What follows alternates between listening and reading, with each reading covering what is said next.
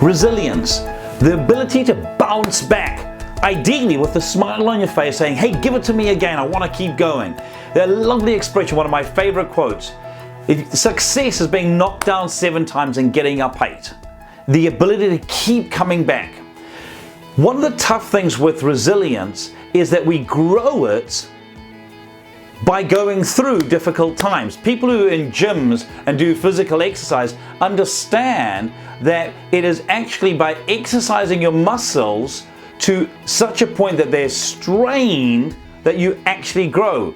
One of our boys is a personal trainer, and he explained to us that in the gym you want to work your muscles to the point that they have a slight tear on them.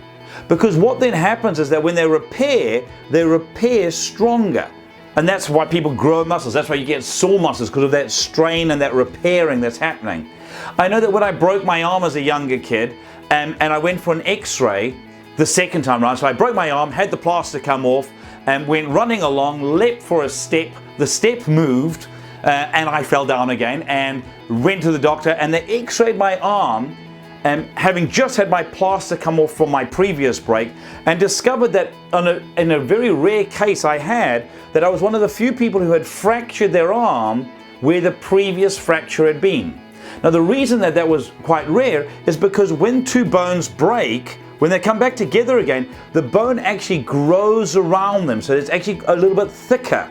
And the doctor was explaining to me that when that happens, your bone actually gets stronger in that area. And that's what resilience does for us. Resilience gives us this ability to get stronger and to grow in a certain area. But we've got to go through the tough stuff to get there. And it allows us, when we have a clear mindset of who we want to be, when we've got this ability to come back and the mental toughness that we talked about, to decide that we are going to be the thermostat in our environment. We're not going to be the thermometer. And so, if you want to be able to measure for yourself, how resilient am I being? A great way to look at it is to say, am I being more affected by what's happening around me, or am I being the positive influence in the environment? Am I being like an egg when it gets boiled and going hard, or a carrot when it's getting boiled and going soft, or am I being like a coffee bean when it's being boiled and actually changing and flavoring what's happening around me? Am I being a thermometer that just records the happiness or the sadness of the people around me, or the thermostat where I influence?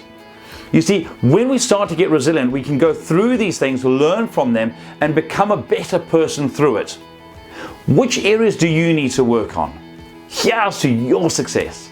If any of this resonated with you and you'd like some help with it, do feel free to get in touch.